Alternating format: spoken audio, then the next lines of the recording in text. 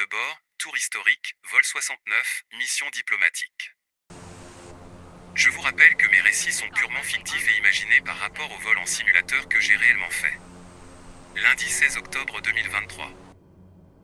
Nous quittons Key West pour notre première étape à Jacksonville, en Floride. Cette mission revêt une importance diplomatique majeure, car notre objectif est de transporter le président depuis sa résidence de vacances à Key West jusqu'à la Maison Blanche, avec plusieurs escales cruciales le long du chemin. Après avoir effectué les procédures de sécurité, nous décollons depuis la piste 32 de l'aéroport de Naval Air Station Key West. Notre cap nous dirige à 102 km au nord-est vers les marécages du parc national des Everglades. Après 172 km, nous nous approcherons de Jacksonville, notre première escale. L'aéroport sera animé d'une atmosphère d'anticipation alors que le président se préparera pour une réunion diplomatique cruciale avec des dirigeants d'Amérique centrale, discutant de questions de sécurité régionale. De Jacksonville, notre mission nous conduira à 689 km vers Atlanta, en Géorgie. Ici, le président participera à une conférence internationale sur le changement climatique, où des accords cruciaux devront être conclus pour faire face aux défis environnementaux mondiaux. L'excitation régnera à Atlanta alors que des délégations du monde entier se rassembleront. Le retour vers Washington, D.C., la Maison Blanche, constituera la prochaine étape de 1595 km. Le président y aura des réunions avec des dirigeants étrangers, des discussions de politique intérieure et des décisions importantes à prendre. Notre mission consistera à le ramener en toute sécurité à la Maison Blanche, où il pourra travailler en étroite collaboration avec son équipe et les membres du Congrès. Après Washington, notre itinéraire nous mènera pour 437 km à New York, où l'Assemblée générale des Nations unies se tiendra. Le président jouera un rôle clé dans les négociations internationales, avec des réunions bilatérales, des discours importants et des discussions stratégiques. Notre mission consistera à le conduire en toute sécurité à l'aéroport international John F. Kennedy, où il sera accueilli par des dirigeants du monde entier. L'excitation sera palpable alors que notre équipage restera sur place, prêt à répondre à toute éventualité lors de ces négociations internationales imprévisibles. En survolant majestueusement les Keys, ces îles coralliennes reliées par des ponts spectaculaires, nous sommes envoûtés par la vue panoramique sur les eaux bleues du golfe du Mexique et de l'océan Atlantique. Pendant que nous contemplons cette splendeur naturelle, mes pensées dérivent vers l'île de Cuba, que nous avions précédemment survolée lors d'une mission depuis le Mexique. Bien que cette île ne soit pas très loin derrière nous, un événement mémorable me revient en mémoire. Saviez-vous que le 2 septembre 2013, Diana Niad, alors âgée de 64 ans, est devenue la première personne à nager de Cuba à la Floride sans l'utilisation d'une cage à requins pour se protéger? Elle a réalisé cette prouesse incroyable en parcourant les 177 km du détroit de Floride, à travers des eaux infestées de méduses et de requins, en environ 53 heures. C'était un exploit extraordinaire qui a démontré que l'âge n'est pas une barrière pour réaliser ses rêves. Nous entrons ensuite dans le parc national des Everglades, le plus vaste milieu naturel humide du pays, avec ses marécages, mangroves, prairies et forêts. La faune sauvage du parc, telle que les alligators, les tortues, les oiseaux et les cerfs des Keys, se dévoile sous nos yeux. Nous pouvons également apercevoir un grand camping sur notre droite, en espérant qu'il soit sécurisé contre les nuisibles. En changeant de cap au 335 degrés nord-ouest, nous survolons les chenaux dans la mangrove, un réseau complexe de voies navigables qui relie les îles entre elles.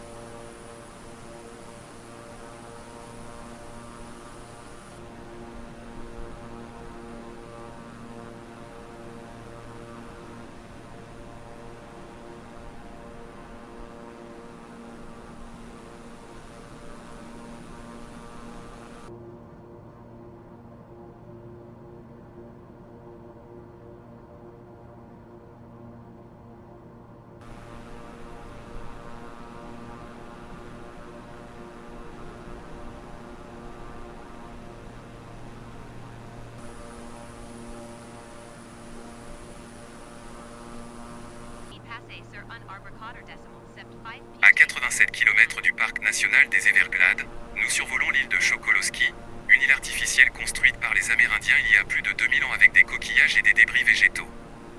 Elle abrite aujourd'hui une petite communauté de pêcheurs et d'écotouristes, située à côté de la ville d'Everglades City et son aéroport au bord de la baie, qui est la porte d'entrée du parc national des Everglades.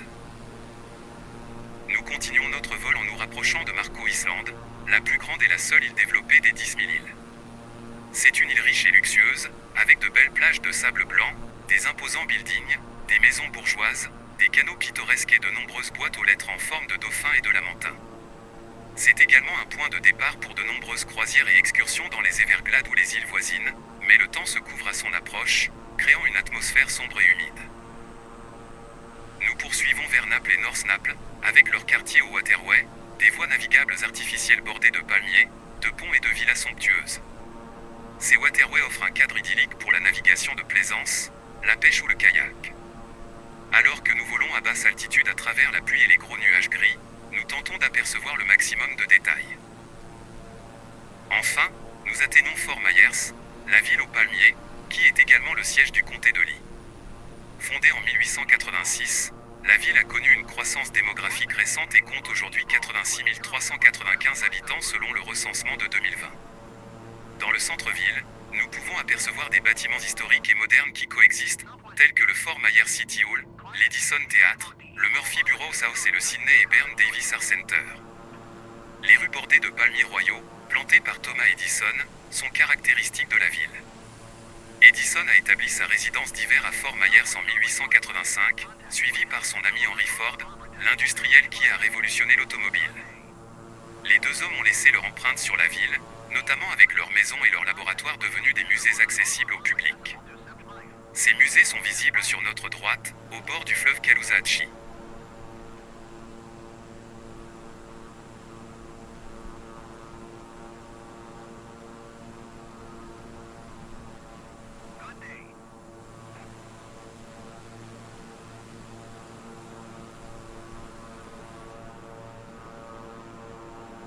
Nous continuons notre vol vers le nord, en passant les waterways de Marinay et Yacaranda, qui sont des canaux artificiels reliant les maisons aux cours d'eau naturels. Ces waterways sont très populaires dans le sud-ouest de la Floride, offrant un accès facile à la navigation, à la pêche et aux loisirs nautiques. Marinay et Yacaranda se trouvent à Cap Coral, une ville qui compte plus de 400 miles de waterway. Depuis notre altitude, nous pouvons apercevoir les maisons colorées bordant les canaux, ainsi que les bateaux amarrés à leurs pontons. Nous survolons ensuite Yucca Pan State Wildlife Management Area, une réserve naturelle de 8000 acres située dans le comté de Lee. Cette réserve fait partie du plus vaste Fred C. Babcock Cecil Monsieur Webb Wildlife Management Area, qui s'étend sur plus de 80 000 acres dans les comtés de Charlotte et de Lee. Enfin, nous arrivons à l'aéroport de Punta Gorda et à sa ville. Ensuite, notre vol nous emmène au-dessus du Myakka River State Park, un vaste paysage de zones humides préservées, de prairies, de hammocks et de pinèdes. La vue depuis les cieux nous fait presque sentir l'air frais et pur du parc, et nous sommes témoins de la beauté naturelle de cet endroit préservé. Alors que nous poursuivons notre voyage, notre regard est captivé par l'aéroport international Sarasota Bradenton et sa ville voisine, Whitfield. L'aéroport est un véritable carrefour d'activités, avec des avions qui décollent et atterrissent en permanence, créant une toile dynamique dans le ciel. En regardant vers la gauche, nous sommes accueillis par la vue spectaculaire de la baie de Sarasota, une étendue d'eau scintillante qui s'étend à perte de vue. La baie est une véritable merveille, et bordant ces eaux scintillantes, nous pouvons admirer les péninsules de Lomboaki et Lidoki. Nous survolons le centre-ville de Bradenton et situé le long de la rivière Manatee et comprend le Bradenton Riverwalk. La ville est bordée au sud par Sarasota, à l'ouest par les communautés balnéaires de l'île Anna Maria, au nord par la rivière Manatee et Palmetto.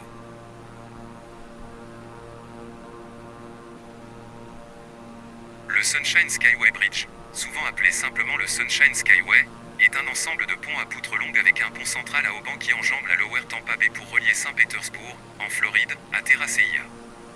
Le pont actuel a ouvert en 1987 et est le deuxième pont de ce nom sur le site. Il a été conçu par le groupe d'ingénierie Fig et Muller et construit par l'American Bridge Company. Le pont est considéré comme le pont phare de la Floride et sert de porte d'entrée à la baie de Tampa.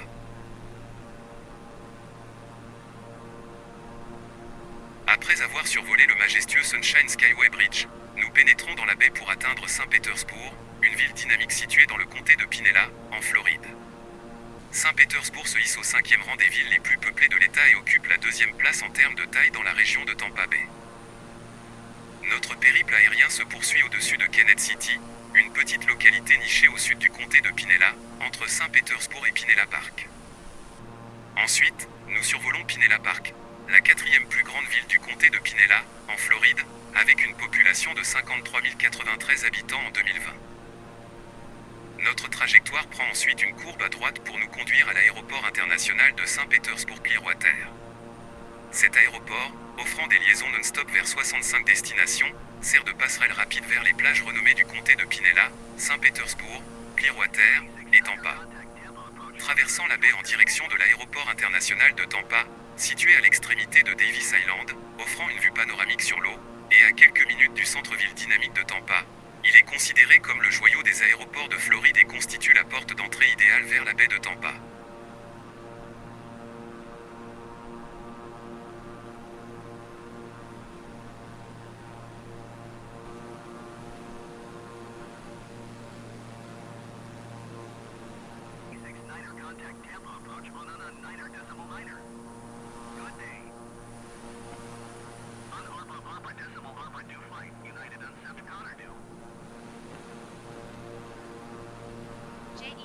Sir on 9.9er PJ 76.9er.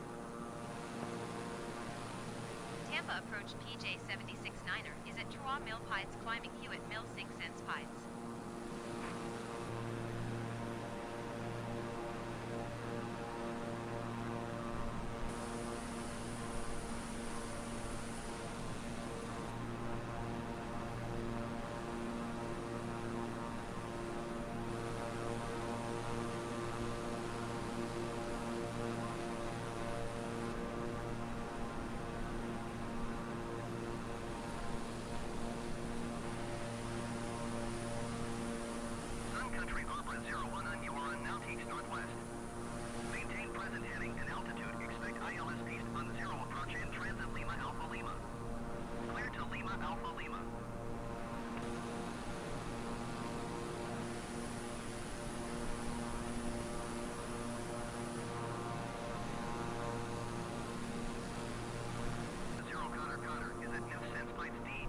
Poursuivant notre trajectoire, nous quittons la ville par l'est, parcourant environ 51 km pour atteindre l'aéroport de Lackland Linder Régional.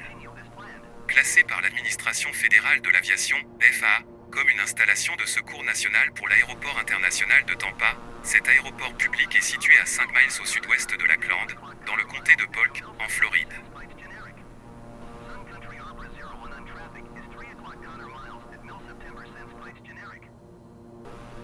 Notre arrivée à Lackland, une ville située au cœur de la Floride centrale, est marquée par la présence de nombreux lacs pittoresques, un centre-ville charmant, et le prestige d'être le berceau de Publix.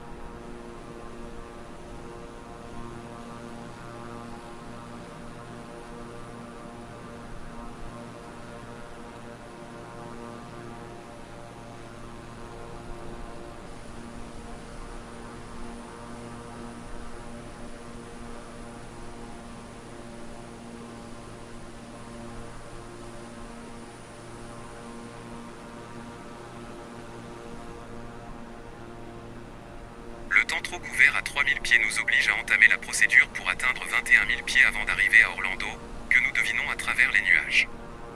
Nous avons déjà parcouru 600 km depuis Key West.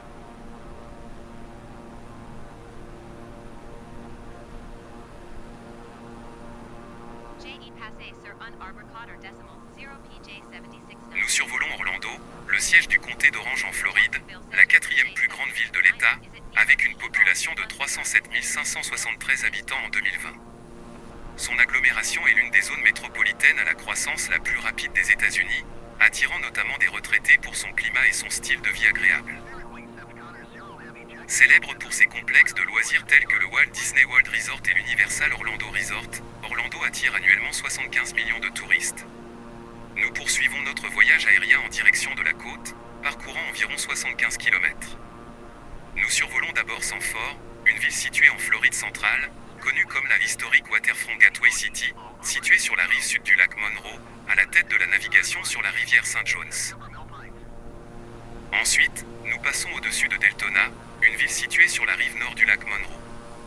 Finalement, nous arrivons à Daytona Beach, une ville côtière située sur le bord et du comté de Volusia, près de la côte atlantique.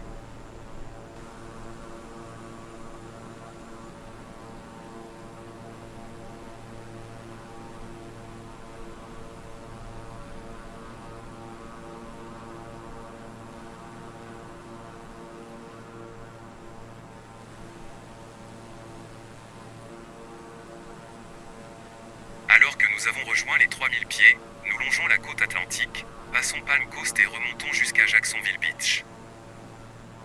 Sous un ciel très nuageux, nous entrons à Jacksonville par la base navale de Mayport, ADM David L. McDonald Field, située à l'embouchure de la rivière St. John's. Mayport est une petite communauté entre la base navale de Mayport et la rivière St. John's à Jacksonville, en Floride. Après avoir survolé la base navale de Mayport, nous poursuivons notre voyage aérien vers Jacksonville, la plus grande ville de l'État de Floride et du sud-est des États-Unis.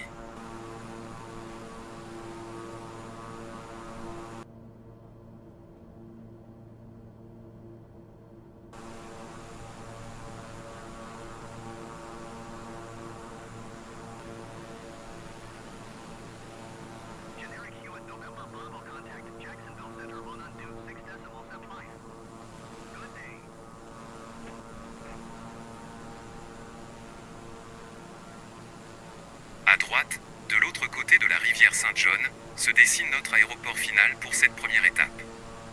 Contraints de respecter les règles de navigation, nous entamons une procédure d'approche de la base aéronavale de Jacksonville, Towersfield, piste 10. Jacksonville est connue pour son importance en tant que port maritime, en particulier pour l'industrie automobile. C'est un important port de transit pour les voitures et les véhicules à moteur dans l'État de Floride. Les autres industries importantes comprennent les services financiers et l'assurance, la santé et les soins médicaux, les biens de consommation, les services professionnels et la fabrication. La ville est également célèbre pour ses attractions culturelles et de loisirs. Elle abrite le Museum of Contemporary Art Jacksonville, qui présente une collection d'art contemporain et moderne, et le Jacksonville Zoo and Gardens, qui abrite une grande variété d'animaux et de plantes. De plus, Jacksonville accueille chaque année une série d'événements et de festivals, y compris le Jacksonville Jazz Festival, l'un des plus grands festivals de jazz gratuits du pays. En termes d'éducation, Jacksonville abrite plusieurs institutions d'enseignement supérieur, dont l'University of North Florida, le Jacksonville University et le Florida State College à Jacksonville. En somme, Jacksonville est une ville dynamique avec une économie diversifiée, une scène culturelle riche et une qualité de vie élevée.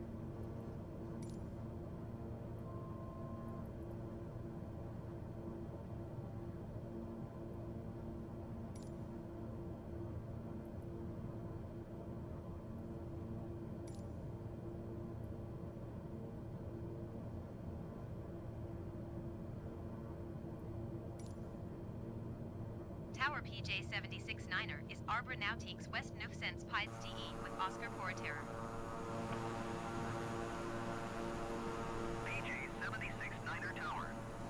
UNH29er decimal U at 5 wind Arbor due sept at an Arbor. Target east main left runway Arbor due. La piste 10 se rapproche à notre vue. Nos roues touchent le sol, et nous roulons tranquillement vers l'aire de stationnement sécurisé de l'aéroport. Contact ground on undue U at decimal 6.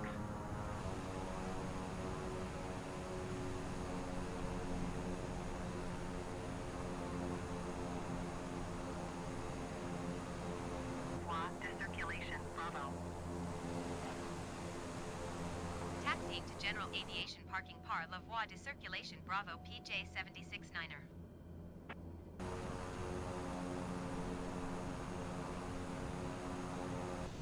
Alors que nous préparons l'arrêt des moteurs, le président se lève de son siège et, avec un sourire, déclare « C'était un vol exceptionnel.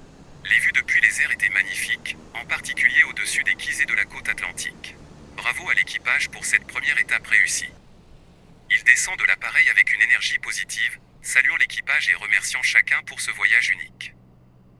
Pendant sa conférence à Jacksonville, nous prévoyons d'explorer la ville et de préparer l'avion pour la prochaine étape. En attendant son retour, nous profitons du temps pour discuter stratégie, échanger des anecdotes sur le vol, et envisager les détails de notre itinéraire vers Atlanta avant la tombée de la nuit. Le tout dans une ambiance détendue et professionnelle, mêlant l'excitation du voyage à l'anticipation de la suite de cette mission diplomatique spéciale. En route vers Atlanta, où le président doit participer à une conférence internationale sur le changement climatique, où des accords cruciaux devaient être conclus pour lutter contre les défis environnementaux mondiaux. L'excitation était à son comble à Atlanta alors que des délégations du monde entier se rassemblaient. De retour sur le tarmac, Le président semble ravi de nous revoir et nous salue d'un signe de la main alors qu'il est entouré de sa suite présidentielle pour préparer sa réunion d'Atlanta. Nous nous positionnons sur la piste 32 en direction du nord pour un décollage imminent. Depuis ce matin, le temps s'est largement éclairci et il fait beau. Nous décollons et nous nous dirigeons vers le centre-ville de Jacksonville. Le centre-ville de Jacksonville, souvent appelé Downtown Jacksonville, est le cœur de cette ville floridienne. Il est situé le long de la magnifique rivière St. John's et à quelques minutes des plages de sable blanc immaculé. Le centre-ville de Jacksonville est vraiment unique avec une variété d'attractions et d'activités pour les résidents et les visiteurs. Parmi les lieux d'intérêt, on trouve le Museum of Contemporary Art Jacksonville, situé au cœur du centre-ville de Jacksonville dans Hemming Plaza. Les enfants adoreront explorer Art Explorium avec 16 stations d'art interactives. La bibliothèque publique de Downtown Jacksonville est un autre lieu d'intérêt, offrant une grande bibliothèque pour enfants et de nombreux programmes familiaux.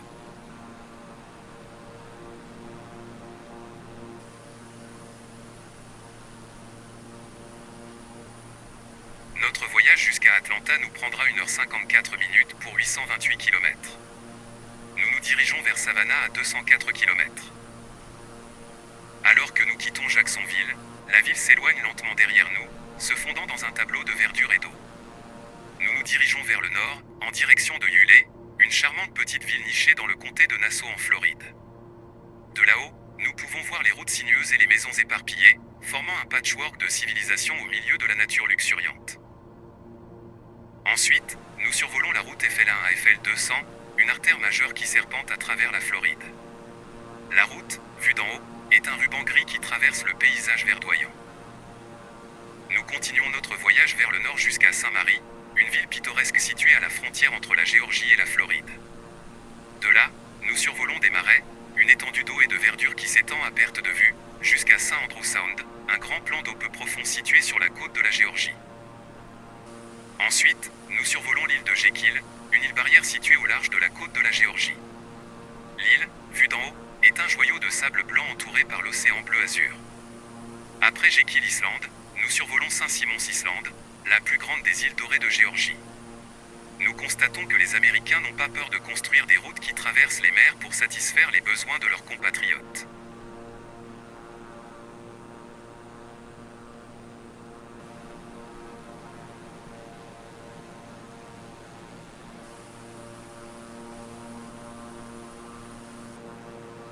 Après avoir survolé Saint-Simons Island, nous survolons à nouveau des marais jusqu'à Dubois Sound, un estuaire qui draine une grande zone de marais salants à travers une brèche dans la chaîne des îles barrières.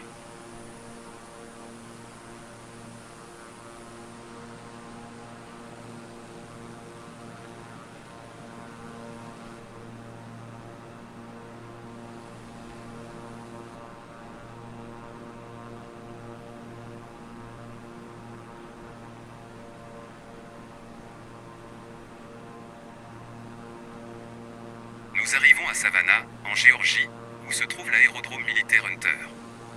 Savannah, la plus ancienne ville de Géorgie, est un joyau historique avec ses rues pavées et ses maisons antébellum.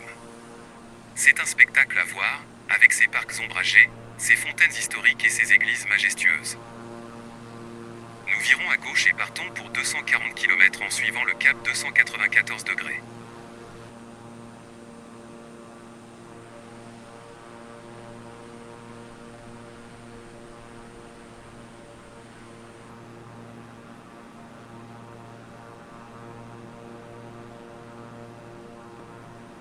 Savannah s'éloigne derrière nous.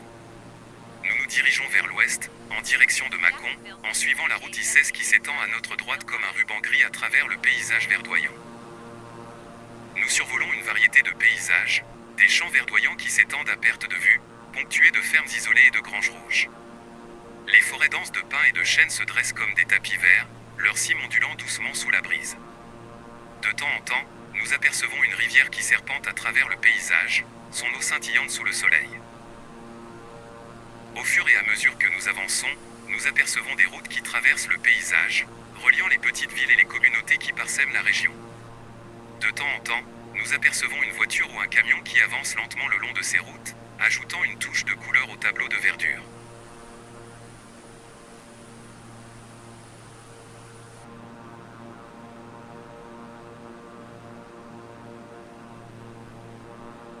Nous arrivons à la base de l'Air Force Robin, une importante installation de l'United States Air Force située à Houston County, en Géorgie.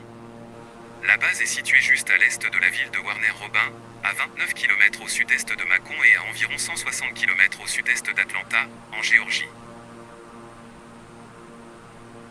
Alors que nous quittons la base de l'Air Force Robin, nous nous éloignons des trajectoires habituelles en nous dirigeant vers l'ouest.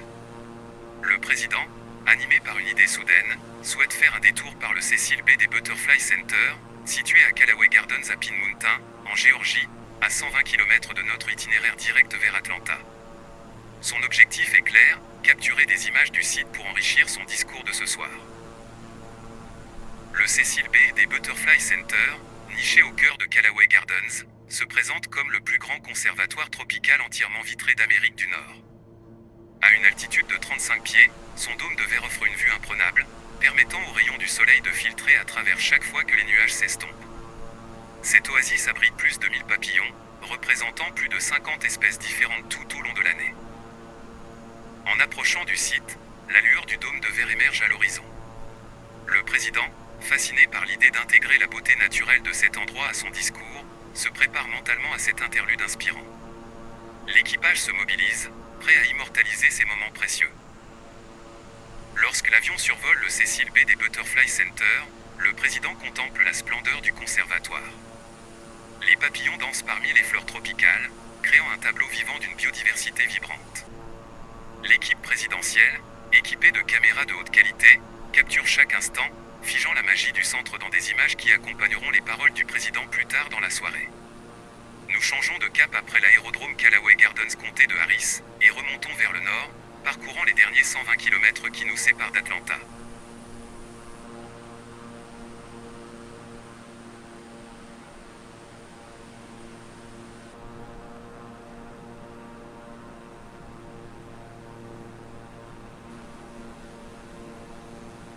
À droite de notre trajectoire, l'imposante silhouette de l'usine électrique de Chattahoochee Energy Facility à gaz de 539,7 MW se dessine.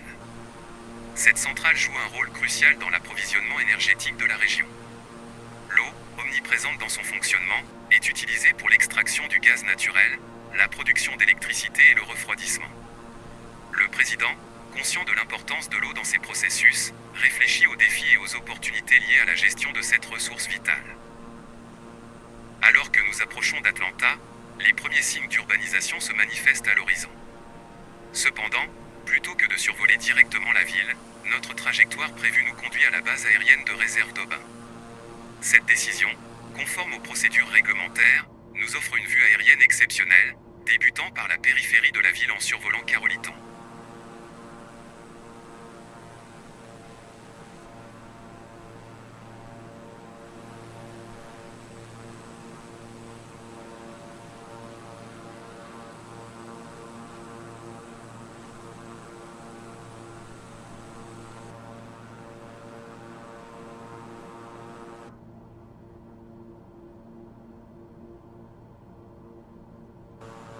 La métropole s'étend à mesure que nous suivons la dernière courbe d'alignement sur la piste 11 de la base. Nous sommes beaucoup plus près du sol tout à coup, signe que notre voyage touche à sa fin. L'avion présidentiel entame sa descente en douceur vers la piste d'atterrissage.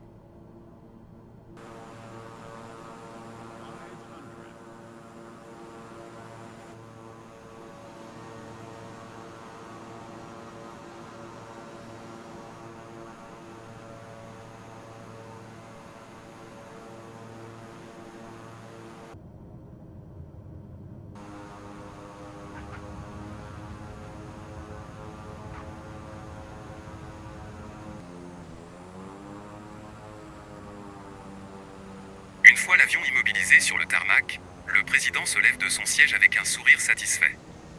Il adresse quelques mots chaleureux à l'équipage, exprimant sa gratitude pour le vol en toute sécurité et pour les moments marquants au-dessus de la Géorgie. Il souligne l'importance des images capturées au Cecil B. des Butterfly Center et partage brièvement son enthousiasme pour la conférence à venir à Atlanta. L'équipage, honoré d'avoir servi dans ce vol mémorable, s'active autour du président pour les dernières étapes de débarquement. Pendant ce temps, des préparatifs sont en cours pour la conférence à Atlanta, scellant ainsi la fin d'une mission diplomatique qui a sillonné les cieux avec un objectif clair, sensibiliser au changement climatique et favoriser des accords cruciaux pour un avenir plus durable. Bonjour les amis, c'est une nouvelle journée et une nouvelle mission qui se profile pour nous. Les dernières nouvelles météo indiquent qu'une tempête sévit actuellement à New York, mais rassurez-vous, notre vol de mission nous arrête à Washington. Bien que les conditions météorologiques puissent être un défi, nous avons toute confiance en notre équipage et en notre avion pour assurer un vol en toute sécurité. Le président a un agenda chargé, avec des réunions prévues avec des dirigeants étrangers, des discussions cruciales sur la politique intérieure et d'importantes décisions à prendre. Notre responsabilité est de le ramener en toute sécurité à la Maison-Blanche, où il pourra travailler en étroite collaboration avec son équipe et les membres du Congrès. Nous décollons de la piste 29 en direction de l'ouest. Nous ferons un détour par le centre-ville d'Atlanta avant de rejoindre les massifs montagneux des Appalaches.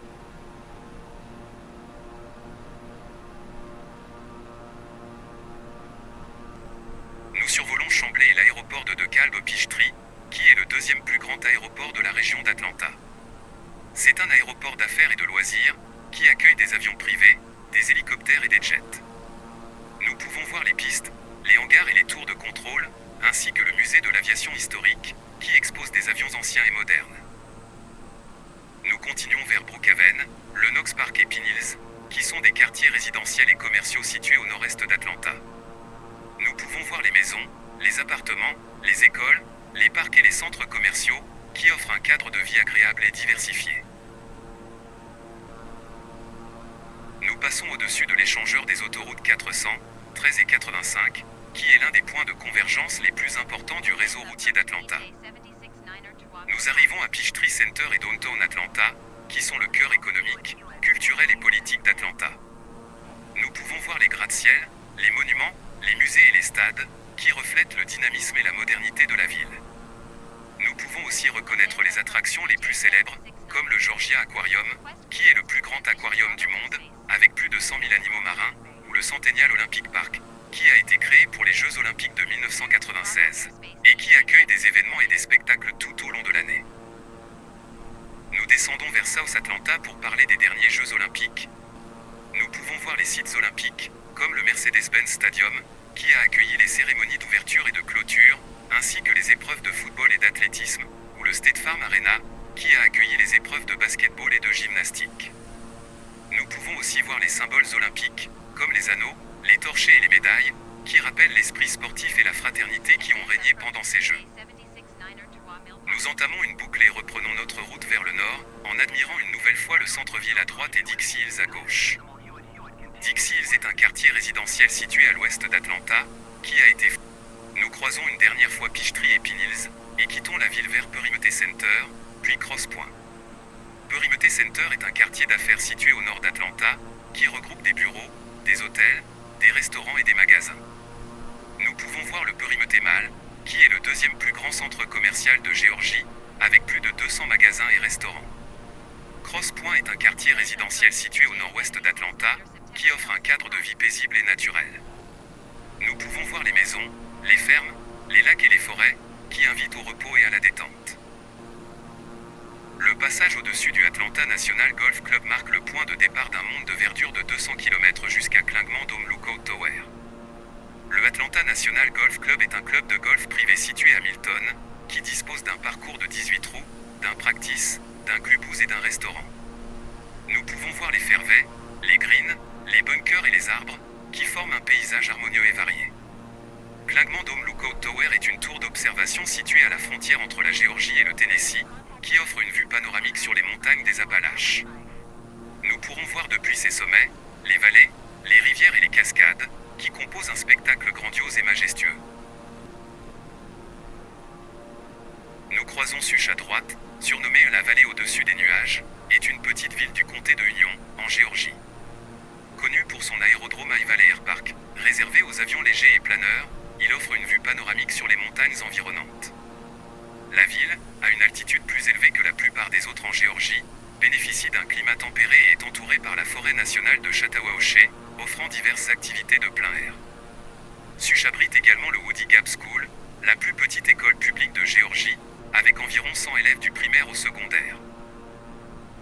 Nous survolons Blairsville, Surnommée la Cité des montagnes située dans le comté d'Union, à la frontière nord de la Géorgie, et fondée près de la rivière Notli. Avec une population de 652 habitants en 2010, Blairsville est nichée au cœur de la forêt nationale de Chattahoochee et entourée par les montagnes Blue Ridge.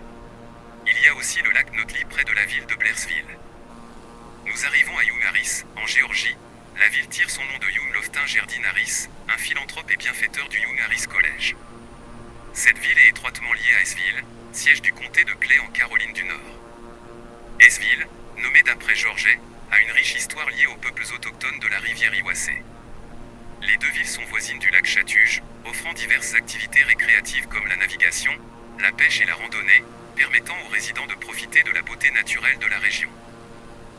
Sous le ciel bienveillant, l'église baptiste de Junaluska se dresse, témoin silencieux de la quiétude près du lac éponyme. Notre équipage, uni par un lien invisible, s'apprête à s'embarquer vers l'ouest, là où la route 74, cette centre de découverte, dévoile les trésors pittoresques de la Caroline du Nord. À travers les montagnes, Topton se dévoile, une communauté étreinte par la nature. Poursuivant notre périple, la route danse avec les courbes de la gorge de Nantahala, une vallée d'une beauté époustouflante. Tantôt baignée de soleil, tantôt plongée dans l'ombre, la gorge, que les Cherokees nomment Nantahala, terre du soleil de midi, nous enchante par sa profondeur mystique. Salicangrund, adjacent au lac Fontana, est une destination de loisirs complète ouverte toute l'année, avec une période de camping du 15 avril au 31 octobre. Offrant des activités variées comme le VTT, l'équitation, la pêche, la navigation motorisée, le kayak et le camping, le site dispose de 42 emplacements, attribués selon le principe du premier arrivé, premier servi. Les installations comprennent des tables de pique-nique, des anneaux de feu et des poteaux à lanterne, ainsi que des toilettes, des douches chaudes et de l'eau potable.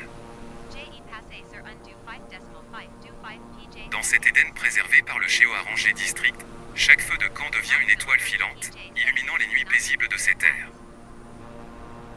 Devant nous, sur les cieux des Great Smoky Mountains, danse le dôme Klingman, une majestueuse montagne, berceau de légende cherokee.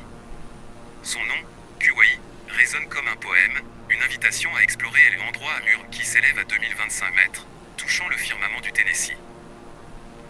Deux sous-sommets, le mont Buckley à l'ouest et le mont Love à l'est, étreignent ce sanctuaire naturel, d'où naissent les rivières et les ruisseaux qui tissent l'histoire des versants du dôme Klingman. La Little River danse au nord, tandis que les ruisseaux Forney et Nolan, mélodie liquide, se déversent en affluent de la rivière Tukasgee. Dans le creux de ces bras de nature, le dôme Klingman se love, gardien du parc national des Great Smoky Mountains. Une route pavée, tel un lien sacré, le relie à la route 441 des États-Unis, à Newfound Gap, 10,8 km plus loin. Une tour d'observation, érigée en béton, élève son regard à 14 mètres, offrant un tableau panoramique des montagnes. Perché à 1 mile d'altitude sur la montagne Phi, le Cataloochee Ranch vous offre une expérience hors du commun au cœur des Smoky Mountains. Explorez des sentiers à cheval, plongez dans des aventures de ski et snowboard à la station Cataloochee voisine, à moins d'1 mile. En redescendant cette vallée sublime depuis Canton, une ville nichée dans le comté de Highwood en Caroline du Nord, nos pas nous guident vers Asheville, une cité dynamique célèbre pour son centre-ville atypique, sa scène gastronomique et brassicole renommée, ainsi que son panorama musical vibrant. Canton, la deuxième plus grande ville du comté de Highwood, est une perle située à environ 27 km à l'ouest d'Asheville, faisant partie intégrante de cette région métropolitaine. En tant que la plus grande ville de l'ouest de la Caroline du Nord et la 11e ville la plus peuplée de l'État, selon le recensement de 2020, Asheville se dresse comme une cité où l'effervescence urbaine s'harmonise avec la splendeur naturelle des montagnes. Au fil de la rivière French Broad, un enchantement se dévoile lorsque le majestueux château de Biltmore Estate émerge, un joyau historique niché à Asheville, en Caroline du Nord. Tel un conte féerique, il se dresse comme la plus grande demeure privée des États-Unis, éblouissant par ses 16 622,8 mètres carrés de splendeur architecturale, bâti dans le style châteauesque entre 1889 et 1895 pour le visionnaire George Washington Vanderbilt II. Là, au cœur d'un domaine de 8000 acres de jardins somptueux, ce château féerique, gardien des échos de l'âge doré, dévoile ses secrets. Avec ses 250 pièces, dont 35 chambres, 43 salles de bain et 65 cheminées, il offre un voyage dans le temps, chaque recoin imprégné d'une époque allant du XVe siècle à la fin du XIXe siècle. Les légendaires bibliothèques renfermant plus de 10 000 volumes et la somptueuse salle à manger où Vanderbilt accueillait ses hôtes ajoutent une aura de mystère et de prestige. Le domaine, émaillé d'une piscine intérieure, d'une piste de bowling et d'un ascenseur d'origine, évoque une époque révolue. Nous quittons Asheville, laissant derrière nous son charme urbain et son énergie créative. Nous nous dirigeons vers le sud-est, vers la petite ville de Fairview. Ici, les collines pastorales ondulent sous le ciel bleu, les sommets montagneux s'élèvent majestueusement à l'horizon, et une communauté de créateurs et d'agriculteurs travaille la terre avec amour et respect pour son riche patrimoine agricole. Rear approach PJ-76-9er Sink Mill, Trois Cents Pines.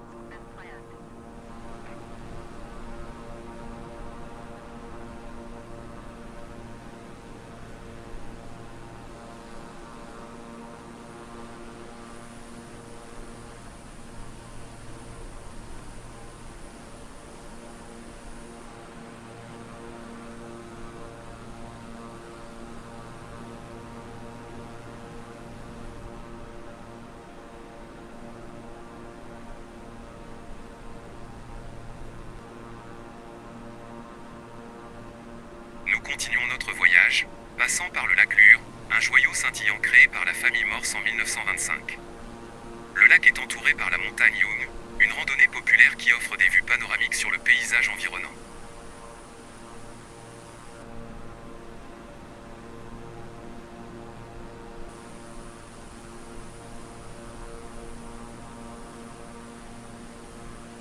Ensuite, nous traversons Hopewell et Kingston, deux petites villes nichées dans le comté de Cleveland. Ces villes sont des exemples parfaits de la vie tranquille et paisible de la campagne de Caroline du Nord.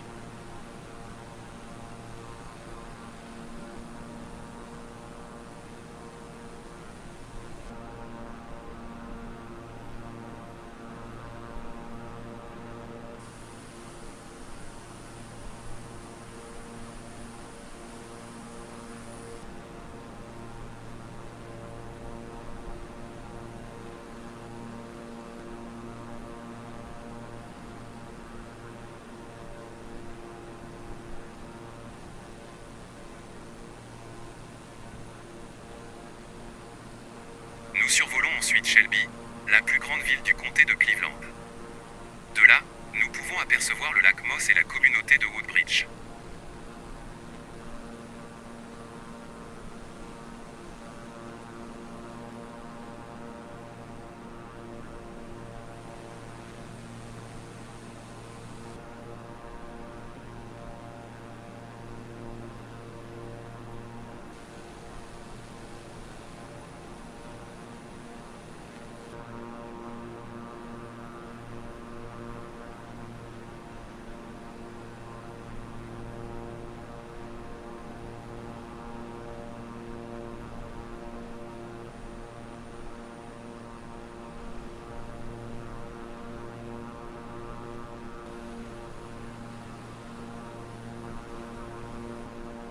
Notre voyage nous mène ensuite à Gastonia, une ville dynamique située près de la frontière avec la Caroline du Sud.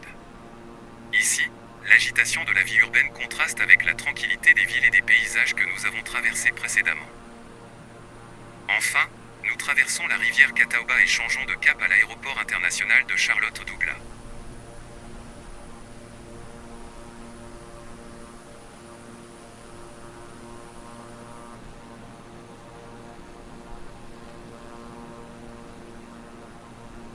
La ville de Charlotte, nous sommes émerveillés par la vue sur la ville la plus peuplée de Caroline du Nord.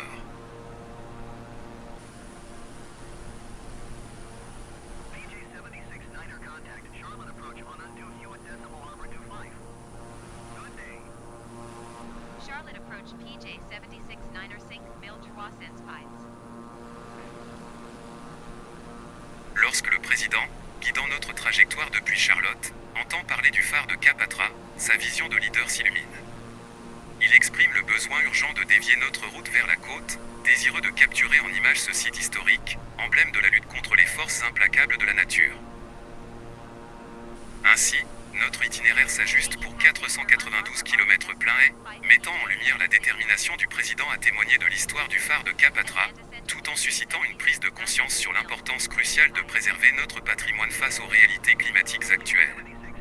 Nous quittons la ville animée de Charlotte et nous dirigeons vers l'est en direction de Midland. Midland est une petite ville située à environ 30 minutes de Charlotte. Nous arrivons à Oakboro. Oakboro est une petite ville située dans le comté de Stanley.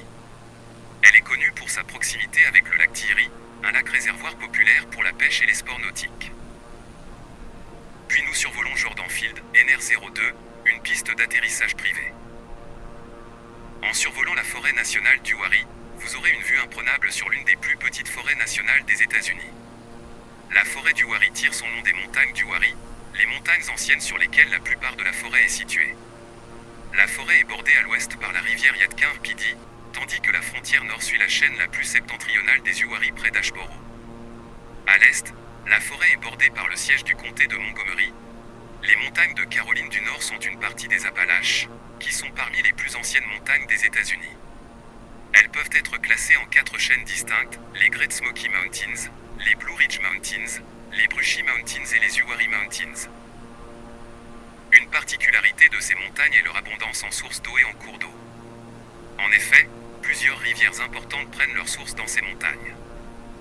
Passons la piste d'atterrissage de comté de Moore et survolons la ville de Pinehurst qui abrite beaucoup d'activités basées sur le golf de compétition. Nous survolons actuellement l'aérodrome militaire Pop, KPOB, une installation militaire située à 12 miles au nord-ouest du centre-ville de Fayetteville. Nous distinguons Fayetteville sur notre droite, une ville dynamique et le foyer de Fort Liberty, une installation majeure de l'armée américaine. Fayetteville, avec une population de 208 501 personnes en 2020, est la 6e ville la plus peuplée de Caroline du Nord. Nous nous approchons maintenant de Goldsboro, une ville située dans le comté de Wayne, en Caroline du Nord. Goldsboro est le siège du comté de Wayne depuis sa formation en 1791. La ville est située dans la région des plaines côtières de la Caroline du Nord. Ensuite, nous survolons Kinston, une ville du comté de Lenoir. Kinston est le siège du comté de Lenoir depuis sa formation en 1791. Elle est située dans la région des plaines côtières de l'est de la Caroline du Nord. La région entre ces villes est marécageuse, avec de nombreux marais et zones humides. La Caroline du Nord est connue pour ses marais, dont le Great Dismal Swamp National Wildlife Refuge, le Roanoke River National Wildlife Refuge, l'Alligator River National Wildlife Refuge, le Pocosin Lac National Wildlife Refuge, et d'autres. Ces marais abritent une grande variété de plantes et d'animaux, et jouent un rôle important dans l'écosystème de la région. À l'approche de la côte, nous arrivons à New Bern, la 2e ville coloniale la plus ancienne de Caroline du Nord. Elle est située à la confluence des rivières Neuse et Tran, près des sources de Pamlico Sound sur la côte de la Caroline du Nord.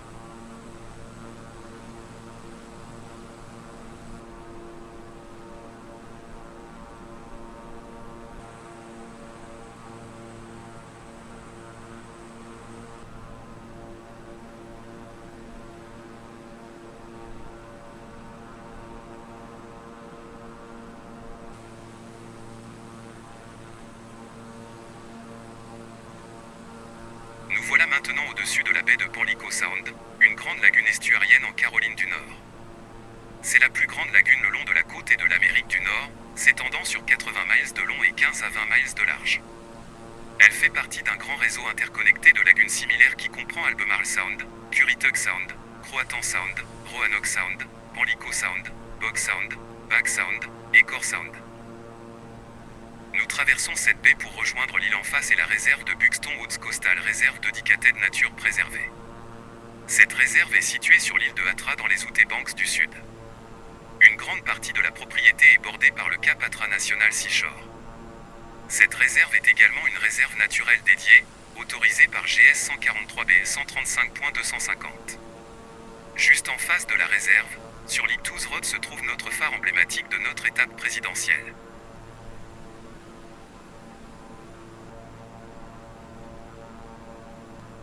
Le phare de Cap Hatra, sur l'île éponyme des Outer-Banks en Caroline du Nord, se dresse en majesté malgré les défis posés par l'érosion côtière et la montée des eaux. Le président, conscient des menaces actuelles et futures pesant sur ce joyau, souhaite immortaliser sa prestance en dépit des bouleversements climatiques. En évoquant le déplacement antérieur du phare en raison de l'élévation rapide du niveau de la mer, le président souligne la nécessité constante d'efforts déterminés pour protéger ce monument historique des caprices du changement climatique. Il partage son engagement à documenter visuellement le phare de Cap Atra, non seulement comme un symbole de résilience, mais aussi comme un rappel poignant des défis climatiques qui exigent une action immédiate et coordonnée.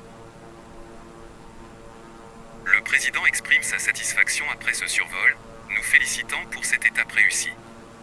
Lentement, nous nous éloignons du phare, laissant derrière nous un paysage emblématique qui reste gravé dans nos mémoires. Nous ajustons notre cap, dirigeant notre avion vers le nord. Notre prochaine destination est le Wright Brothers National Memorial, situé à environ 85 km de notre position actuelle. L'anticipation monte à bord à l'idée de découvrir ce lieu historique où les frères Wright ont accompli le premier vol motorisé. Le voyage se déroule en toute quiétude, le ciel dégagé et l'horizon limpide. À une altitude confortable, nous savourons la vue panoramique, et le temps semble suspendu alors que nous planons à travers le ciel, plongés dans nos pensées et la beauté de la nature.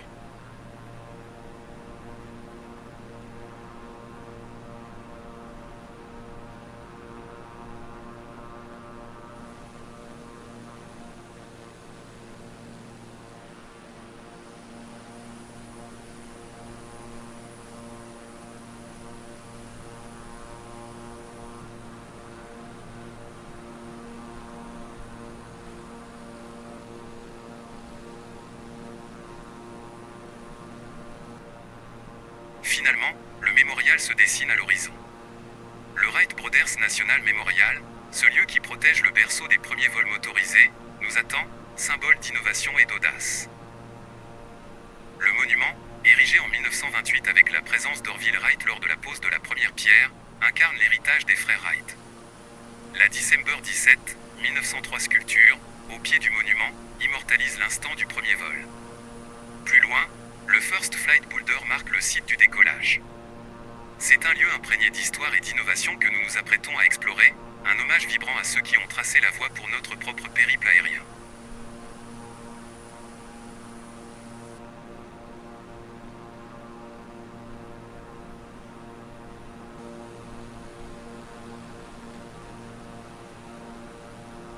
Nous survolons maintenant le monument To a Century of Flight, un autre hommage à l'histoire de l'aviation situé à Kitty Hawk, en Caroline du Nord.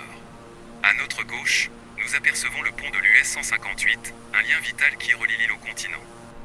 Ce pont est une partie importante de la route 158, qui s'étend sur 350 miles de Moxville à Walbon Junction.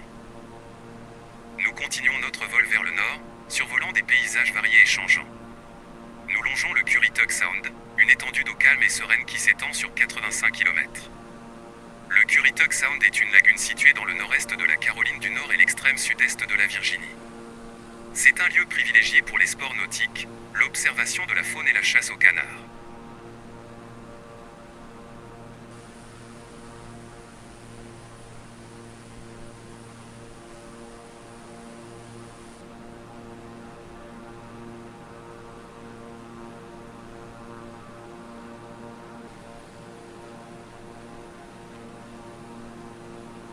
Les terres rouges de Virginia Beach. Virginia Beach est une ville balnéaire dynamique, la plus grande de Virginie, attirant des visiteurs toute l'année. Située à l'est de Norfolk, au bord de l'océan Atlantique et de la baie de Chesapeake, elle brille particulièrement en été avec ses activités nautiques, ses lieux historiques comme la maison d'Adam Thorogood, et ses espaces récréatifs comme le Red Wing Park. Norfolk au loin à gauche, se distingue par son riche patrimoine maritime et une histoire fascinante. La ville est un centre majeur pour la marine américaine, abritant la plus grande base navale du monde, la Naval Station Norfolk. Notre prochaine étape est la base aéronavale d'Oceana Apollo sous Seckfield, KNTU. Cette base aéronavale est le quartier général de la Strike Fighter Wing Atlantique et des Carrier Wings. Nous virons à droite, traversant l'embouchure de la baie de Chesapeake.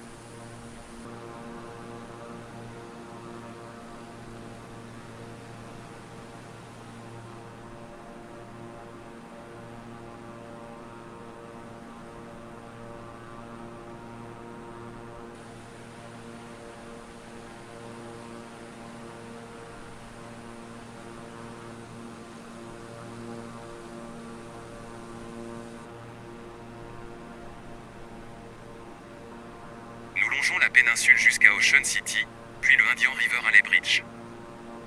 Alors que le président se dirige vers Washington pour une conférence, sa conscience environnementale est aiguisée face aux défis dans le sud-est des États-Unis.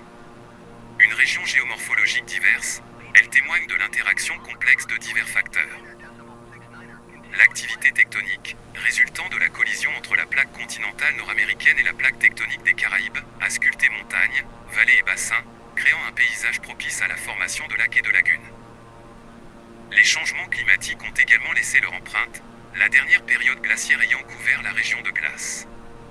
Le recul de la glace a laissé derrière elle des vallées, des bassins et des dépressions, ultérieurement remplies d'eau. L'érosion, en tant que force modelante, contribue significativement.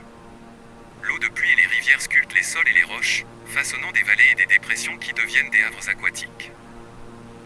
Les lacs et les lagunes du sud-est des États-Unis jouent un rôle crucial dans l'écosystème régional.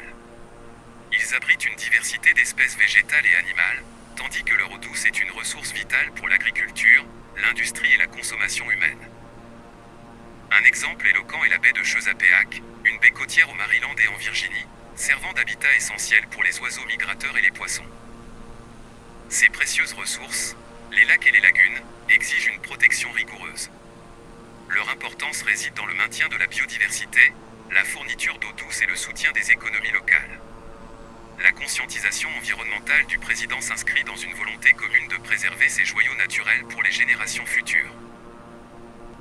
Le Indian River Alley Bridge est un pont à haubans qui traverse l'Indian River Alley entre l'océan Atlantique et la baie Indian River. Il a été inauguré en 2012 et est nommé d'après Charles W. Cullen, un avocat et juge qui a supervisé la construction du deuxième pont en 1940. De là, nous amorçons un virage à gauche à angle droit pour traverser la presqu'île et rejoindre l'emblématique Chesapeake Bay Bridge.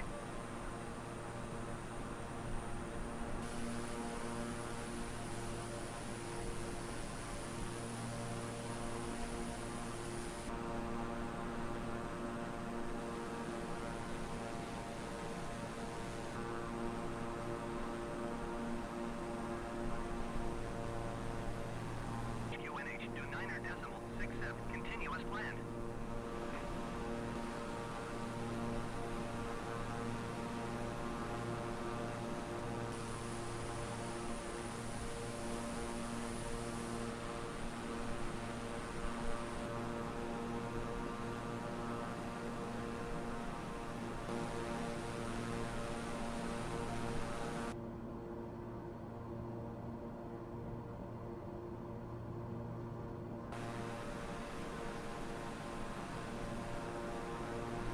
Through the Bravo airspace.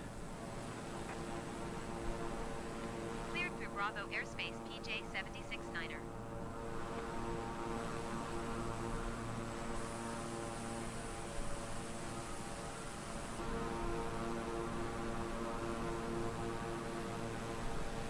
Le temps s'est couvert à Washington en raison d'une dépression au large de New York. Le Chesapeake Bay Bridge, également connu sous le nom de Bay Bridge, est un pont majeur à double travée dans le Maryland. Il traverse la baie de Chesapeake, reliant la région rurale de la rive orientale à la rive occidentale urbaine, entre Stevensville et Annapolis. Ouvert en 1952 avec une longueur initiale de 4,3 miles, 6,9 km, il était alors la plus longue structure continue en acier au-dessus de l'eau dans le monde. En 1973, une travée parallèle a été ajoutée. Officiellement nommé Gove William Preston Land Jr. Memorial Bridge, en l'honneur du gouverneur du Maryland qui a initié sa construction dans les années 1940. Nous traversons la baie à hauteur d'Annapolis, une ville pittoresque située en bord de mer, sur la baie de Chesapeake. Elle fait partie intégrante de la grande agglomération qui regroupe Washington, D.C. et Baltimore, la plus grande ville du Maryland. Nous sommes maintenant pratiquement à Washington, la capitale nationale. Notre vol se poursuit, chaque moment offrant de nouvelles vues et de nouvelles expériences. C'est un voyage vraiment mémorable que nous faisons ensemble. Nous entamons notre approche finale sur Alexandria, une ville historique sur la rive ouest du fleuve Potomac, au sud de Washington, D.C. En suivant le cours du fleuve, nous profitons d'une vue panoramique sur la région. À notre droite, le National Harbor se dévoile, un lieu prisé pour le shopping, les divertissements et la gastronomie, attirant plus de 28 millions de visiteurs chaque année. Traversant l'autoroute 495, une voie interétat majeure, l'aéroport national Ronald Reagan de Washington, KDCA, se profile devant nous. Situé à Arlington, Virginie, cet aéroport international est le plus petit des deux aéroports commerciaux opérés par la Metropolitan Washington Airport Authority, MWA. Nous nous apprêtons à atterrir sur la piste 01, guidée par la tour de contrôle. La descente se déroule en douceur, les lumières de la piste se rapprochant.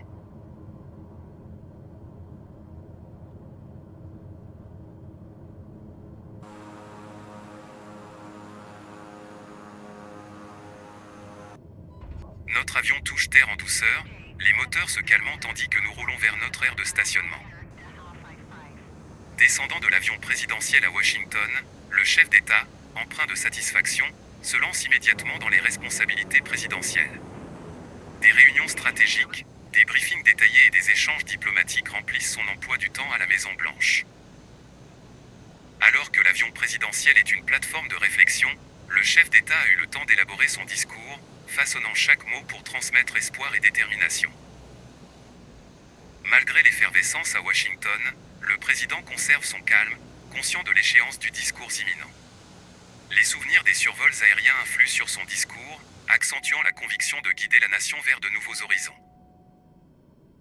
L'aventure présidentielle continue, avec le décollage prévu vers New York à 14 h. La journée est rythmée par la mission de conduire le pays, tout en appréciant la grandeur et la diversité de la nation survolée. Après son discours largement applaudi à la Maison-Blanche, le président a pris le temps d'embrasser sa famille autour d'un déjeuner bien mérité. Il revient à l'aéroport où nous l'attendons comme prévu à 14 h. Nous décollons à 14h27 piste 01.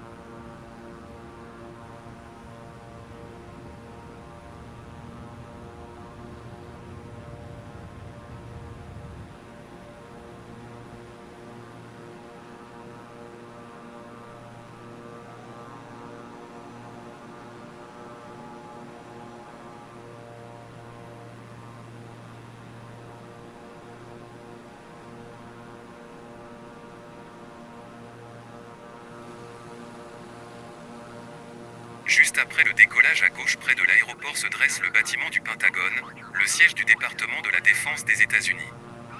Il a été construit sur un calendrier accéléré pendant la Seconde Guerre mondiale. Le Pentagone est l'un des plus grands bâtiments de bureaux du monde, avec environ 600 000 mètres carrés. Nous survolons ensuite le United States Marine Corps War Memorial, un mémorial national situé dans le comté d'Arlington, en Virginie. Le mémorial a été dédié en 1954 à tous les marines qui ont donné leur vie pour la défense des États-Unis depuis 1775. L'avenue qui mène au Capitole des États-Unis est une voie importante de Washington D.C. Au milieu de l'avenue se dresse un obélisque connu sous le nom de Cleopatra S. Needle. À sa gauche, nous apercevons la Maison-Blanche, la résidence officielle et le bureau du président des États-Unis. Ensuite, nous survolons l'avenue qui mène au United States Capitol. Le Capitole est le siège du Congrès des États-Unis, la branche législative du gouvernement fédéral. Il a une longue histoire et est aujourd'hui un monument, un musée d'art de travail et un lieu de réunion pour les législateurs.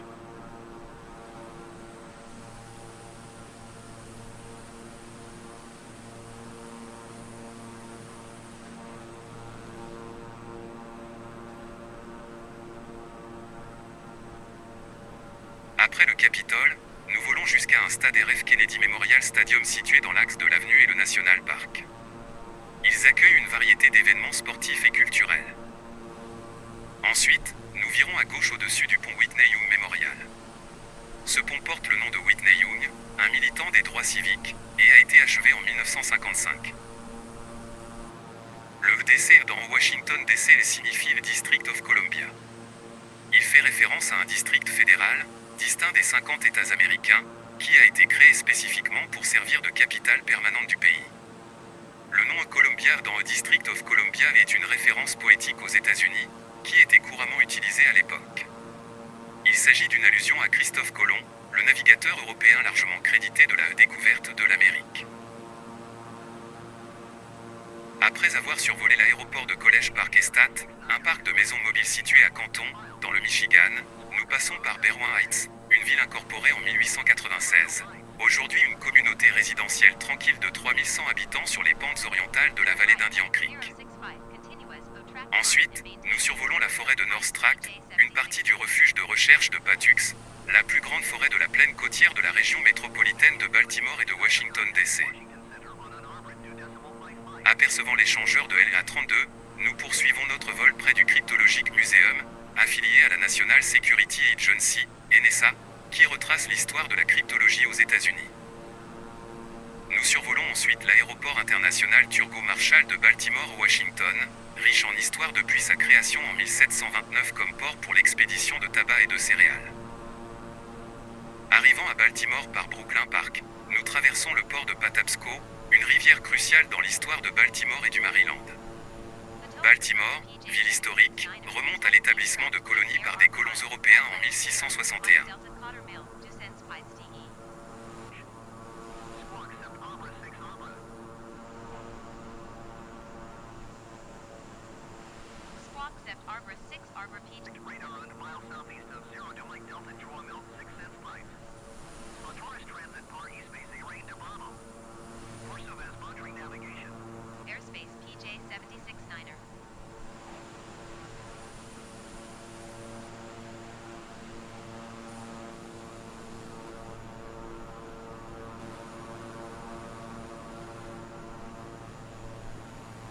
Quittant la ville par Parkville, nous survolons les grands espaces verdoyants du comté de Baltimore, passant par Jarrettsville, puis virons à droite, traversant le réservoir de Conoingo jusqu'à la rive de Peach Bottom.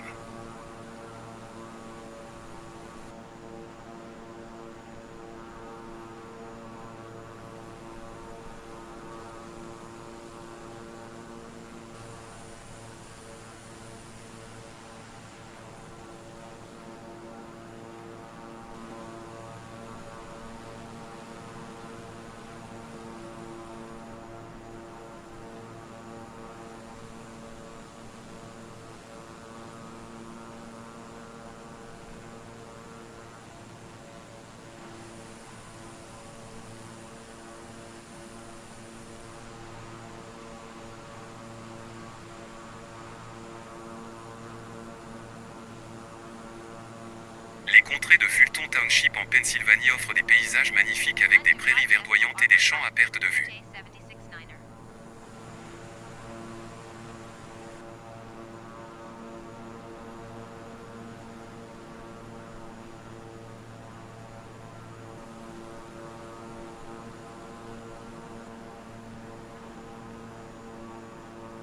Volant vers Oxford et le comté de Chester, nous virons à droite pour 38 km vers les berges de Wilmington et le Delaware Memorial Bridge.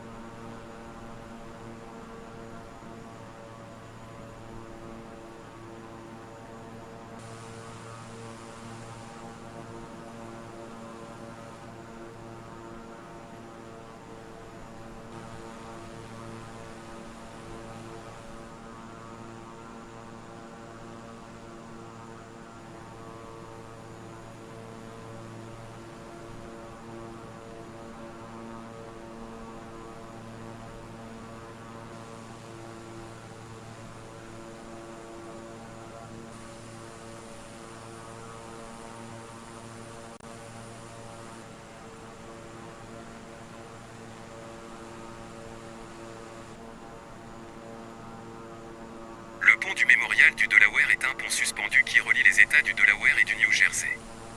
Il a été achevé en 1951 et était à l'époque le 6e plus grand pont suspendu du monde.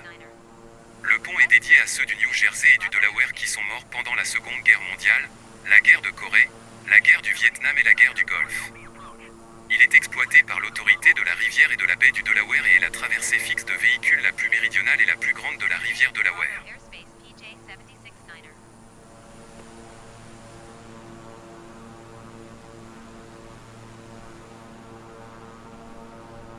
Virant à gauche vers le nord, nous remontons la rivière Delaware jusqu'à l'aéroport international de Philadelphie, traversant la superbe ville de Philadelphie jusqu'à l'aéroport de Northeast Philadelphia.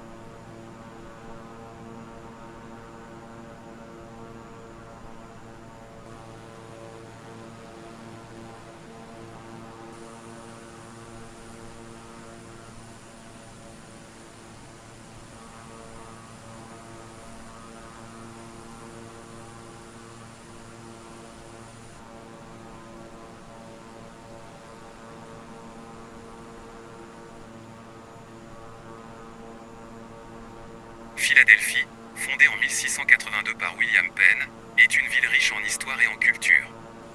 Elle a joué un rôle clé pendant la Révolution américaine en accueillant le premier et le second congrès continental. Après la Révolution, Philadelphie a été choisie comme capitale temporaire des États-Unis. Au début du XIXe siècle, bien que les gouvernements fédéral et d'État aient quitté Philadelphie, la ville est restée un centre culturel et financier important. Philadelphie est devenue l'un des premiers centres industriels des États-Unis, avec une variété d'industries, dont la plus grande était les textiles. Malgré un déclin de la population dans les années 1950, divers efforts de réforme et de revitalisation ont lentement transformé la ville, faisant de Philadelphie une métropole dynamique et diversifiée qu'elle est aujourd'hui. J.E. Passé sur Undu Arbor Decimal Hewitt PJ76-9er. Philadelphia approach PJ76-9er due mil, due cents pies DE. PJ76-9er Philadelphia approach QNH Arbor 0.26 continue as planned.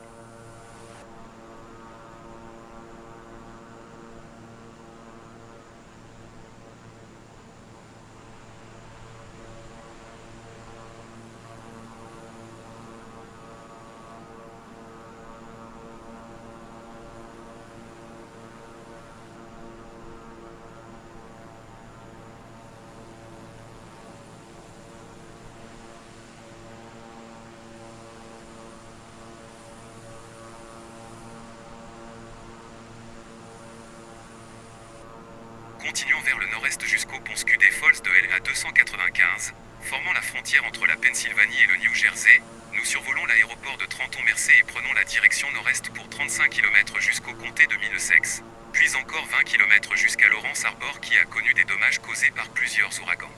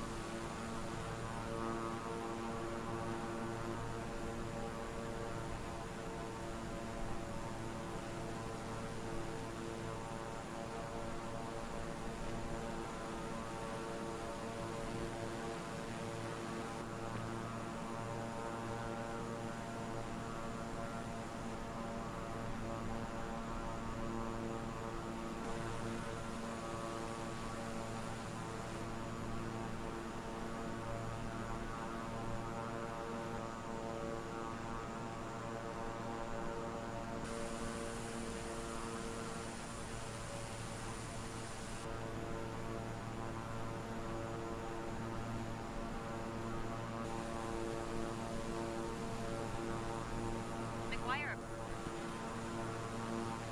PJ76-9er McGuire approach.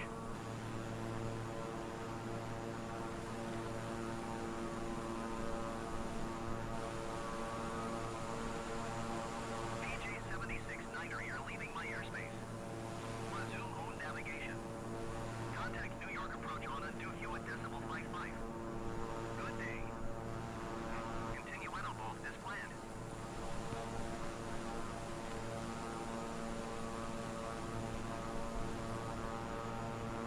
Nous poursuivons notre voyage en survolant l'embouchure des rivières Raritan et Arthur Kill, formant la baie de Raritan et marquant la frontière entre le New Jersey et l'État de New York.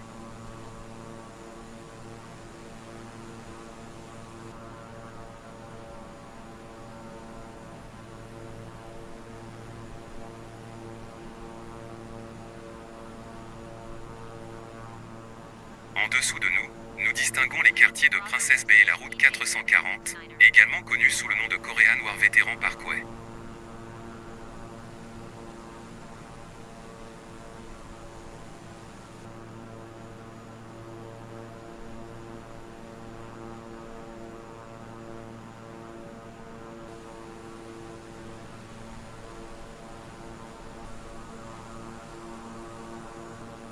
Nous traversons la rivière et arrivons au-dessus de Carteret, une ville dotée d'une histoire riche et intéressante.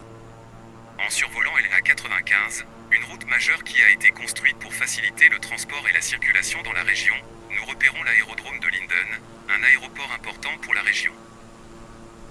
Poursuivant notre vol, nous passons au-dessus du Rose Hill Cemetery and Crematory, un lieu de repos pour de nombreuses personnes depuis des années. Nous croisons ensuite l'avenue à Westfield, qui mène jusqu'au centre d'Elizabeth, une zone importante pour le commerce et les affaires. Nous avançons encore et virons à angle droit vers la droite à hauteur du Suburban Golf Club, un club de golf privé fondé en 1896.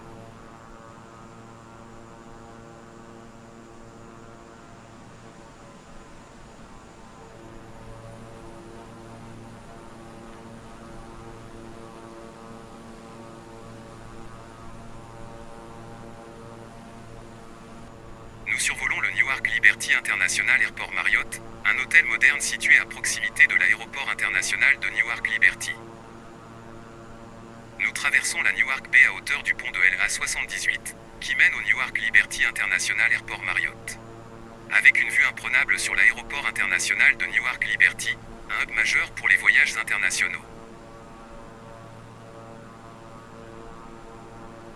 Nous voilà, les amis, arrivés à New York City.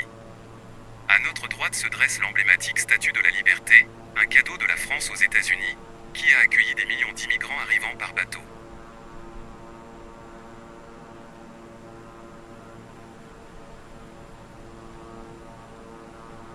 À notre gauche, nous apercevons Ellis Island, qui a servi de station d'immigration de 1892 à 1954.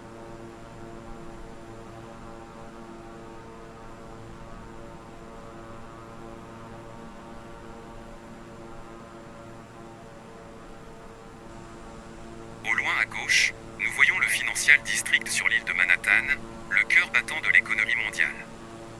Devant nous, Governor Island, une petite île dans le port de New York qui a été utilisée par différentes forces coloniales et militaires au fil des ans.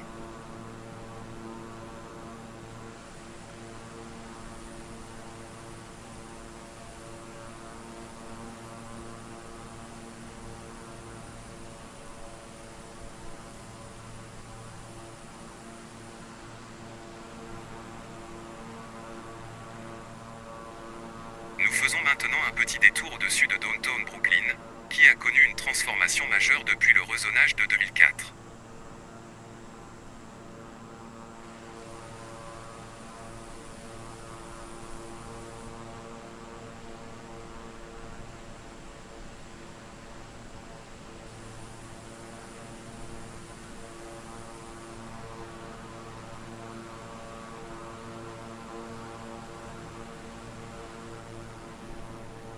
De retour sur Manhattan, nous avons les ponts de Brooklyn et de Manhattan à gauche et le pont de Williamsburg juste en dessous à droite.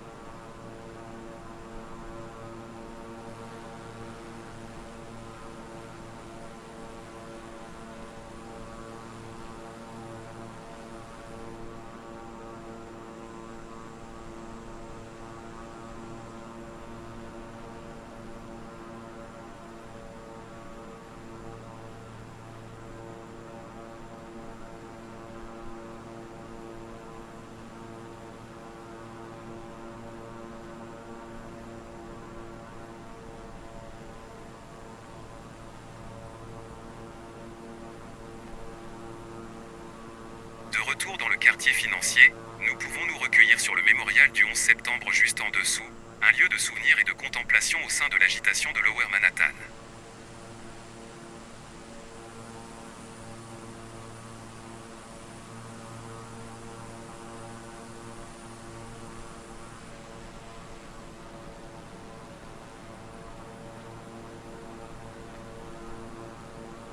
Nous survolons Union Square, un quartier animé de New York, avant d'apercevoir le Flatiron Building, un bâtiment de 1902 connu pour sa forme triangulaire distinctive.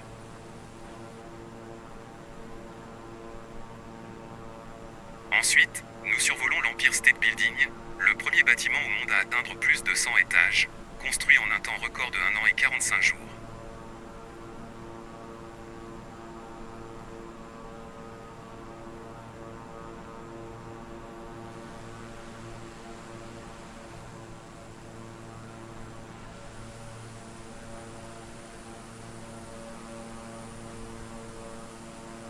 Nous atteignons le Diamond District, qui a commencé en 1795 sur une rue de Manhattan appelée Maiden Lane et qui est aujourd'hui le centre du commerce de diamants à New York. Nous arrivons à Central Park, un espace vert de 3,4 km² au cœur de Manhattan. Malheureusement, Il est très mal représenté sur Flight Simulator et donne l'impression d'une vue hivernale.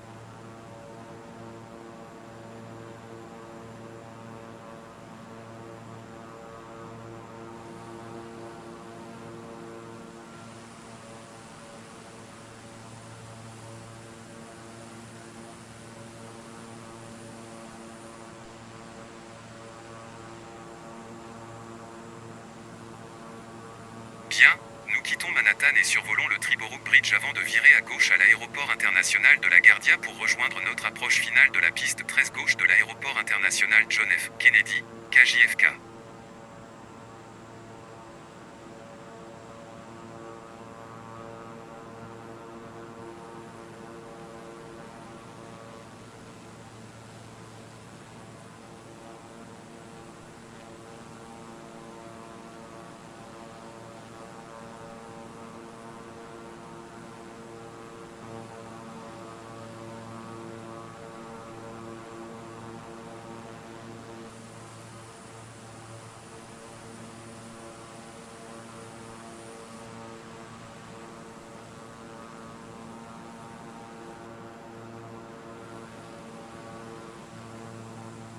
L'aéroport international John F. Kennedy, KJFK, situé à Queens, New York, a ouvert ses portes en 1948 sous le nom de New York International Airport et Idlewild Airport. Il a été construit pour aider à soulager une partie de la congestion à l'aéroport voisin de LaGuardia. En 1963, il a été rebaptisé John F. Kennedy International Airport. JFK International a été le premier aéroport du pays à avoir un vol de passagers commercial Airbus A380. En 2017, des plans ont été annoncés pour une rénovation de 13 milliards de dollars pour répondre aux augmentations prévues de la demande. Nous nous posons rapidement et rejoignons l'aire de stationnement de sécurité du président où l'attendent les dirigeants du monde entier. Après avoir accompli sa mission à Washington, le cap était désormais fixé sur New York, où l'Assemblée générale des Nations unies se déroulait. Le président, au cœur des négociations internationales, jouait un rôle central pour aborder des enjeux cruciaux pour la paix mondiale. L'excitation était palpable à notre arrivée à JFK, avec des délégations du monde entier se préparant pour l'événement. Le président, avec un agenda chargé, s'engageait dans des réunions bilatérales, des discours significatifs et des discussions stratégiques. Notre équipage est resté sur place pendant plusieurs jours, prêt à toute éventualité, sachant que les négociations internationales sont souvent imprévisibles. Plaidant pour la paix, la coopération et la résolution des conflits, le président a conclu la mission diplomatique par un discours inspirant devant l'Assemblée générale des Nations unies, soulignant l'importance de l'unité dans un monde complexe. Après le succès à l'ONU, le président, à bord de l'Air Force One, a entamé une tournée mondiale. Notre équipage, prêt à relever de nouveaux défis, était prêt à explorer de nouveaux horizons et à jouer un rôle essentiel dans la diplomatie mondiale, avec la prochaine destination encore enveloppée de mystère. Voilà les amis, c'est la fin de cette étape présidentielle. Nous espérons que vous avez apprécié ce voyage virtuel et que vous nous retrouverez prochainement. Si le survol des Appalaches vous a plu, vous pouvez retrouver les 2 lives sur cette chaîne montagneuse où j'y ai réalisé un bush trip de 13 atterrissages fantastiques. N'hésitez pas à liker mes vidéos. À bientôt dans nos prochaines aventures. Bien à vous, l'équipage du vol 69.